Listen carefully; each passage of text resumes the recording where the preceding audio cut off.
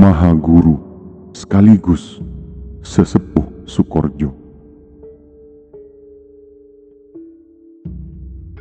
Orang itu terengah-engah mengayuh sepeda peotnya yang sudah lapuk. Peluh bercucuran membasahi sekujur tubuh. Sudah berpuluh-puluh kilometer jarak yang ditempuh. Sinar matahari yang menyengat kian membakar semangat yang menyala-nyala. Pemandangan tersebut masih kerap kita jumpai di pinggir jalan raya Asem Bagus Banyuwangi kala itu. Sekitar pukul 11 siang. Itulah sekilas cuplikan para ustadz yang baru selesai mengajar di madrasah pondok pesantren Salafiyah Syafi'iyah Sukorjo. Rumah para ustadz tersebut jauh terpencil di kecamatan Banyu Putih, Asem Bagus, Jangkar, Arjasa, dan sekitarnya. Padahal gaji yang diperolehnya hanya ribuan rupiah. Itulah barangkali potret guru-guru yang ikhlas mengajar para santri. Sebagian hidupnya ia abdikan untuk pesantren Sukorjo. Barangkali itu masih tidak seberapa. Masih ada pula orang yang hampir seluruh hidupnya diabdikan sepenuhnya untuk pesantren. Salah satunya Nyai Hajjah Zainiyah As'ad, atau yang akrab dipanggil Nyai Zai, putri sulung Kiai As'ad Samsul Arifin. Di tengah-tengah asyiknya orang lelap tertidur, sekitar pukul 1:30 dini hari ia bangun untuk menunaikan sholat tahajud. Nyai Zai lalu memutar-mutar tasbih sambil melafalkan zikir. Ia kemudian beranjak meraih mikrofon yang selalu tersedia di kamar khususnya, membangunkan santri putri untuk sholat malam dan takarrub kepada Sang Kholik. Begitulah yang ia kerjakan setiap malam, tanpa jeda meski dalam keadaan sakit sekalipun, kecuali berada di luar daerah. Nyai Zai juga setia mendidik ribuan santri putri. Setiap selesai melakukan sholat maghrib dan subuh, dengan setia menalkin dan menashih pembacaan Al-Quran santri, ia juga istiqomah memberikan pengajian kitab kuning. Walau ia baru saja datang bepergian jauh. Bahkan ketika ia sakit keras terjangkit diabetes, ia tertatih-tatih merangkak ke tempat pengajian. Ia merangkak dari kamar tidur ke ruang khusus di mana ia istiqomah memberikan pengajian.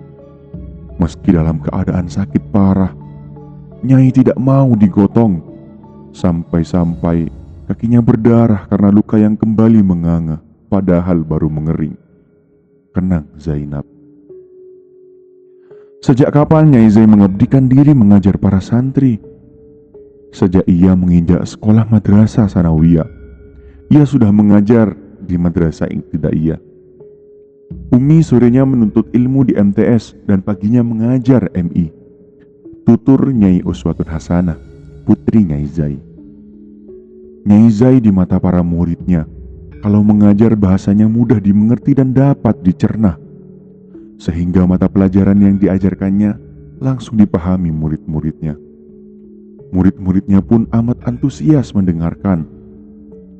Saya nggak tahu mengapa sampai begitu. Barangkali karena karismanya yang begitu tinggi, kata Rosida, salah seorang murid Nyai Zai ketika kelas 4 MI.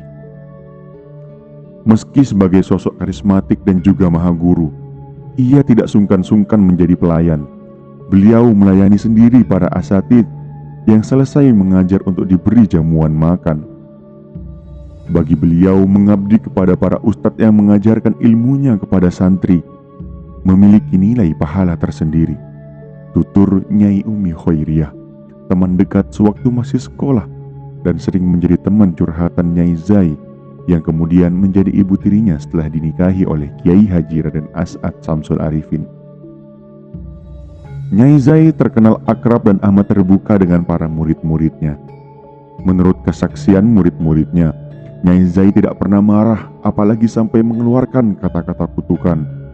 Misalnya, ketika melihat muridnya amat nakal dan bandel, Nyai tidak sampai mengeluarkan kata-kata ancaman, semisal semoga ilmunya tidak barokah.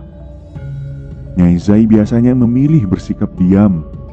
Kemudian malam harinya berdoa agar para murid dan santri yang nakal mendapat petunjuk Allah serta dianugerahi keterbukaan pikiran. Begitu ia lakukan setiap saat.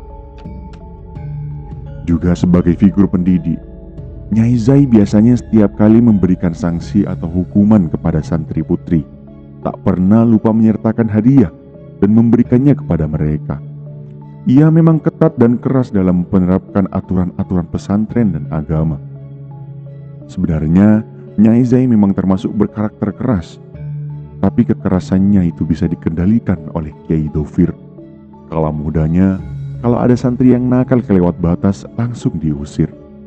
Tapi semakin tua, kian bijak.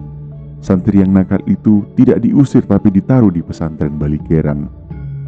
Hampir seluruh hidupnya, ia gunakan untuk melayani murid-muridnya. Namun, setelah ditinggal wafat Nyai Zubaidah sang ibunda, Nyai Zai mulai mengurangi aktivitas mengajarnya di madrasah. Nyai Zai mulai menggantikan posisi sang ibunda sebagai sesepuh pesantren yang menerima para tamu.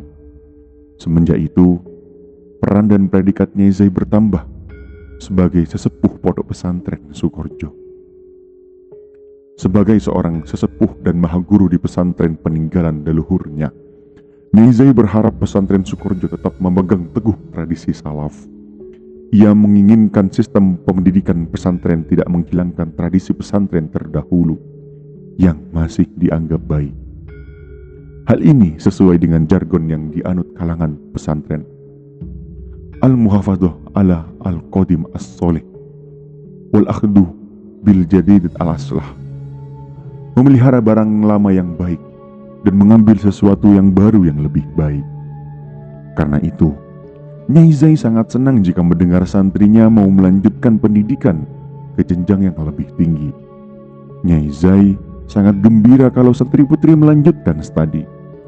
Namun kalau ada santri putri pamitan mau melanjutkan kuliah, Nyai mengarahkan si santri tersebut agar sebisa mungkin melanjutkan pendidikan di pesantren.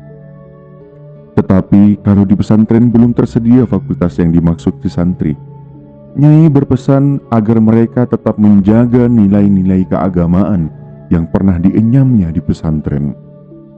Bukan itu saja kepedulian Nyai Zai kepada para santri. Ia juga membekali santrinya yang akan menikah dengan pengajian kitab Zadu al-Zawjain, Petunjuk Berkeluarga, sebuah kitab yang membahas konsep-konsep dasar kehidupan suami istri dalam rumah tangga, agar para santri paham hak dan kewajibannya sebagai istri dengan menerapkan sunnah Rasul, sehingga kelak mencapai keluarga yang sakinah. Tutur salah seorang santri. Bahkan perhatian beliau kepada santri yang tergolong perawan tua biasanya dicarikan jodoh sekaligus tempat tinggal untuk mereka. Itu biasanya beliau lakukan kepada para ustadzah yang hingga usia tua belum menikah. Hanya saja, jika si santri tersebut tidak mau atau jual mahal, biasanya oleh Nyai Zai dibiarkan. Kepada santri yang sudah bermasyarakat, Nyai Zai juga amat peduli. Ia kerap melakukan silaturahim kepada santri-santrinya, terutama yang sedang berjuang di masyarakat. Alasan Nyai Zai, kalau menanam pohon harus sering disiram agar tumbuh subur. Begitu pula kalau sedang menanam kader, mesti sering disiram juga dengan cara rajin mengunjunginya. Nyai Zai selalu menanyakan perkembangan masyarakat sekitar tuan rumah dan perkembangan santrinya. Tutur Ustadzah Roshidah. Nyai Zai sering memberi wejangan kepada para santriwati. Misalnya, ketika Idul Adha ia memberi hikmah arti pengertian tersebut. Begitu pula menjelang puasa sunnah hari-hari tertentu, ia mengumpulkan para santriwati dan menekankan agar mereka berpuasa sunnah. Nyai Zai mengurai keutamaan berpuasa, ujar salah seorang santri asal Madura. Nyai Zai telah membuktikan bahwa ia tidak hanya mengajar, tetapi juga mendidik para santri dengan tekun, sabar, dan istiqomah. Adakah para santri juga tertarik mengikuti jejaknya?